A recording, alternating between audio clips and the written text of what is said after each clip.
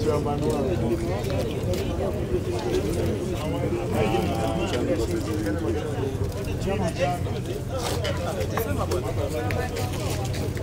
we ready to go, Leto? Yes, we are good.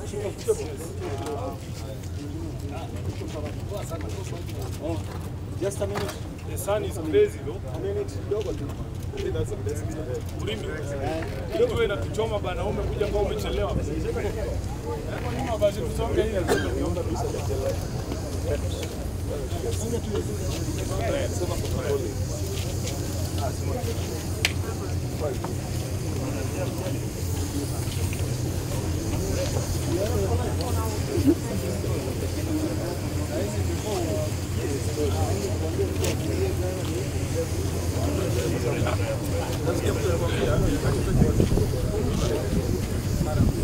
Okay, we are good to go. SG.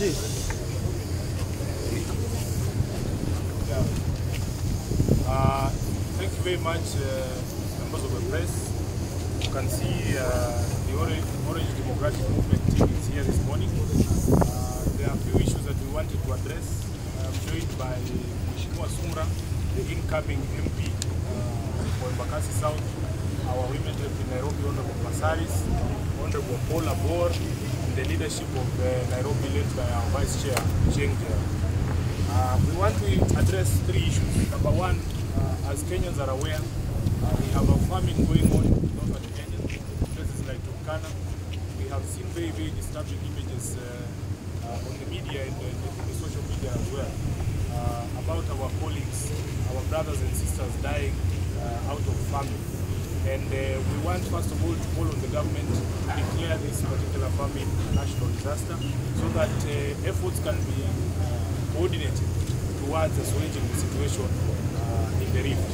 And it is even more heartbreaking for us as leaders that those people who are in government, people who have self-declared themselves the kings of the rift and the defenders of the Kalenjin community, have chosen not to address the issues that are affecting their citizens, but have chosen to focus their energies, their resources on campaigns for an election that is still 3 years away.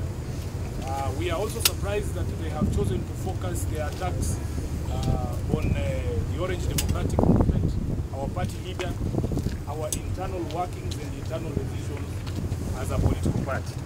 We therefore want to send out a very strong message that indeed the people of the Rift Valley can now see that they are on their own, that indeed the so-called leaders of the Rift Valley are very, very selfish individuals who only think about themselves. They don't care that their own people are dying out of famine, yet they are in government. It is these same leaders, the Deputy President who lied to this nation that the Galana Kulalu irrigation scheme, for instance, was going to give us 10,000 bags of maize every year. After billions and billions of shillings have been sunk into that project, his people in the rift, our people in the rift are dying, and yet he has chosen to concentrate on the 2022 election.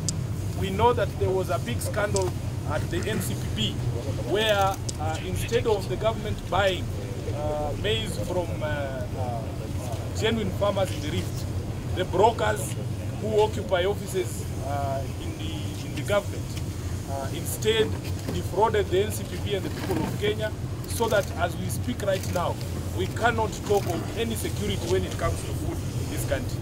Number two, we have seen unwarranted attacks on the offices that have been charged with the responsibility of dealing or leading the war on corruption. We want to reiterate as ODM our support for DCI Kinoti, our support for the DPP in the war against corruption. Do not despair, do not be intimidated by the noises that are coming out of the very people that you are investigating. We want to warn these leaders that in fact ODM is not the party that picked the DCI. We did not appoint Kinoti. Kinoti was appointed by Uhuru and Ruto. So if there are any questions, they should be addressing those questions to themselves. For us as ODM, we have given our unconditional support on the war against corruption. Yesterday we told you that in fact, even within amongst our ranks, there are people who are leaders in ODM. We have governors in ODM who have been charged in court. You have not heard us as a party making noise and attacking the DCI. We want to warn the likes of Murkomen that indeed this country is way beyond politics of threats. Politics is about persuasion. It is not about threatening anyone or any one person or any one community. If William Ruto is going to fail in his bid to be a president of this republic, it will be because of his own character. We as ODM are not interested in stopping anyone from being president. We know that it is a decision of Kenyans on who becomes president. And he will be judged by his own character and conduct, because 2022 is going to be an integrity election. We trust Kenyans to make that decision when it comes. So that the Orange Democratic Movement prays for every day. We want William Ruto to have a long life so that he can see Raila Odinga becoming the president of his country, so that he can see how our country is run without corruption, without tribalism, without politics of threats. So we want him to have a very long life. In fact, when we go to church today, we are going to also pray for him. Aishi maisha marefu, aone baba akiwa rais. Jambo la mwisho, nimesikia Murkomen anasema ati baba ashikwe kwa sababu ya kula kiapo pale Uhuru Park. In fact, I want now to speak as a lawyer and as a former member of the Law Society of Kenya. Murkomen is becoming an embarrassment to the lawyers of this country. And we want the Law Society of Kenya to take action on these lawyers who display such ignorance of the law publicly. Number one, you remember when he wrote me a letter on behalf of Aisha Jumu. He even went ahead to quote sections of the constitution of ODM that do not exist. That tells you that this is not somebody who understands any law. He has no basic grasp of the law. Number two, any lawyer who went to any law school, in fact it is in first year law school, should know what constitutes treason. And we want to dare Murkomen that there is no one in this country who's going to arrest Raila Odinga. So if you have the balls, if you have what it takes, take it upon yourself to arrest Raila, because you are also allowed as a citizen to undertake a private arrest. You know his residence, we can tell you where he is right now. If you are man enough, come and arrest Raila Odinga. That's all we want to say. So I will give opportunity to Mama Esther, who is also a women leader in this country, to address the issue of the handshake and give the women's perspective on these incessant attacks that have arisen out of the Jubilee camp led by William Ruto.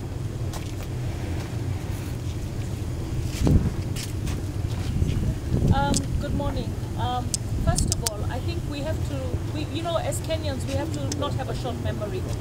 We have people who died and women who were raped and children that are now 10 years old from the 2007-2008 post-election violence that even as government we've not been able to compensate. We have people who died in 2017 whose families are still struggling with medical bills, whose families are still struggling with picking their lives together.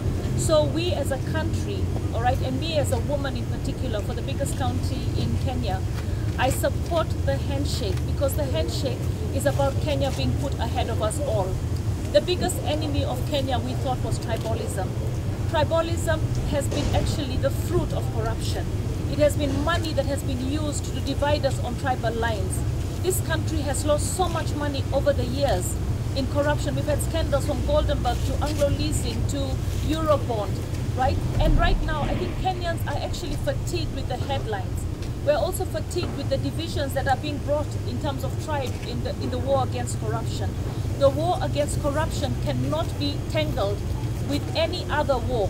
The war against corruption stands on its own. It is the biggest war. It is the war that actually makes Kenya become a very poor country. It is the war that denies people medicine in hospitals. It is the war that denies our children the best education. It is a war that denies our citizens food, water, clean sanitation. It is the war that has denied us slum upgrading. And while we are fighting the war on corruption, we are being taken back to the war of tribalism. Kenyans need to understand that tribalism is everyone's enemy. Tribalism is everyone's enemy, and corruption is the even bigger enemy of Kenya. So let us not intermarry these issues. To be quite honest, I know that this country celebrates corrupt leaders in the sense that, you know, they come to you, they give donations, they build your churches, they send your children to school, they pay for burials, you know, but at the end of the day, the money that is stolen from corruption is not coming right down to the ground again. That is the money that is coming to divide us as citizens. So the DCI was appointed by the government, and at the time of appointing the DCI and the DPP, I believe that even though we did have a handshake, the decisions were made including everyone in government. So let us support the DCI. As a parliamentarian, I know one of the biggest challenges that the DCI has is manpower and resources. That is where we should be focusing on. How do we give the DCI and the DPP and the police more money so that they can actually win this war? Anybody, whether it's our party leader, whether it's our governors, whether it's Jubilee party leaders, whether it's Jubilee governors, whether it's the DPs as a leader or his tribesmate, at the end of the day, the war on corruption should not be trivialized into a tribal war. It is the war against all Kenyans, the poverty levels that we have in this country. And you know, when we talk about arresting Raila Odinga, I mean, we cannot deny the fact that the elections, when the Supreme Court said the elections were not fairly conducted, all right, they were not free, fair and credible, it gave credence to Raila Odinga saying that this country needed to review its role in terms of conducting free, fair elections. When he was sworn in as the people's president, it was because the servers were not open. At the end of the day, we as Kenyans believed, the ones that support Raila, that he won the election. But they decided to put this aside. They decided, let us forget about whether I won or I didn't win. All right, that is not important. That is not going to save Kenya. Let us come together and unite this country. Now, while we're trying to unite the country, there is also the war on corruption going on simultaneously, because we've beefed up the entities. We've given the anti-corruption team. We've given the DPP resources to do his job. We're challenging the judiciary to actually work very quickly in terms of expediting cases of corruption. We're telling the DCI do it. We saw on a TV show recently that tribalism was broken down into tribes. I tell the media, do not divide the war on corruption on tribes. It was really shameful for a prominent TV station and a talk show to actually single out and say this tribe had this many corrupt files, this tribe had this many corrupt files. The DCI, you should not feel obligated or obliged to actually justify why you're taking this one or not that one. At the end of the day, it is your job and your duty as a Kenyan, right, appointed to serve Kenyans, to make sure that everybody, if it's Baba who's got a corrupt file and you feel you have enough evidence, go for Baba. If it is Uhuru Kenyatta, go for Uhuru Kenyatta. If it is DP, Ruto, go for him. If it's their affiliates and their friends, go for them. At the end of the day, the war on corruption is not a war on tribalism. It is not about 2022 politics. 2022 politics, we don't even know if we're going to be alive on that time. So let us forget about that, and let us also not take us back before the handshake. At the end of the day, when Uhuru Kenyatta accepted a handshake with Baba, he was thinking about the country. All right? He was thinking about my hands are tied. Baba is the one who seems to always know where the corruption is happening. Maybe Baba is the person I need to bring on board.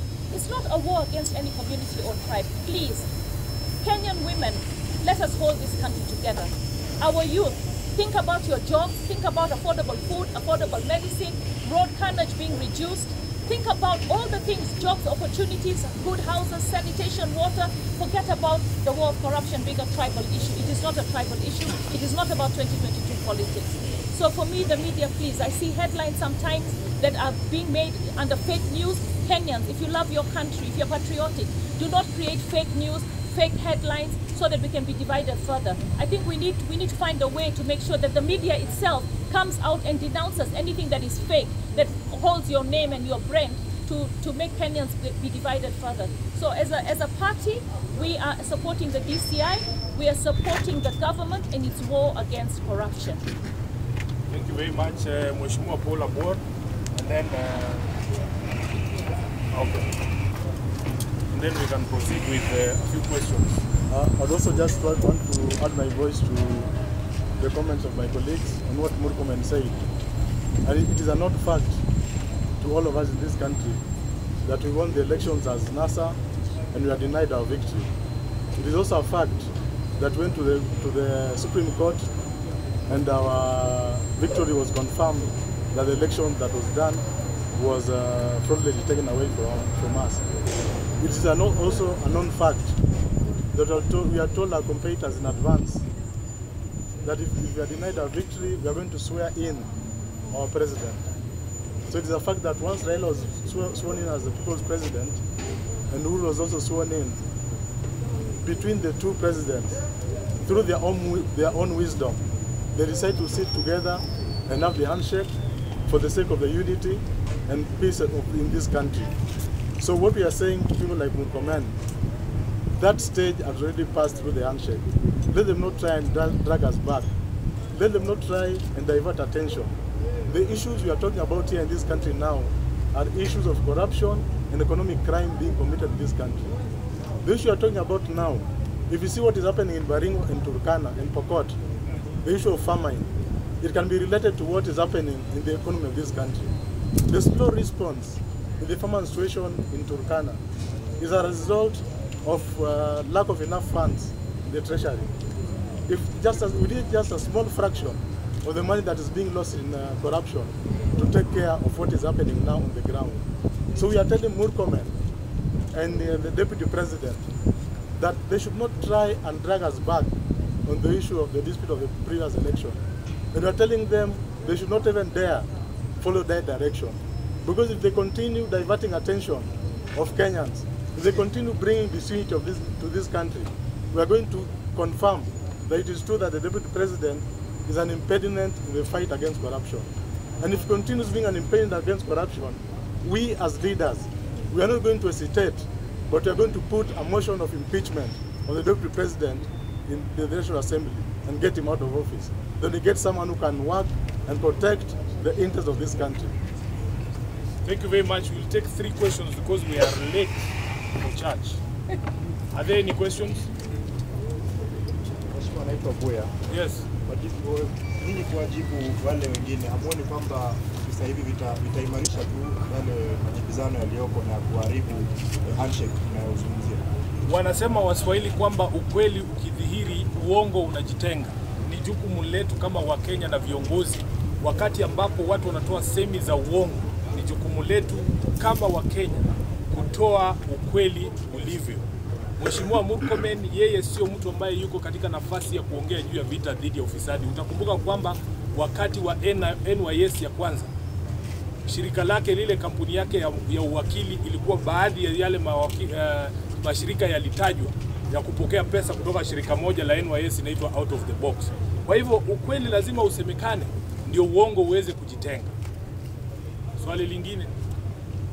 Okay, maybe Mheshimiwa, one of the reasons for having the handshake was actually to reduce the political temperatures in the country and also Raila Odinga assisting the DPP administration and achieving the Big Four agenda. Yes. It's now about 1 year and a half since the DPP administration took over. Yes. Food security is one of the key pillars of the DPP administration. Yes. 9 people are dead. What is happening?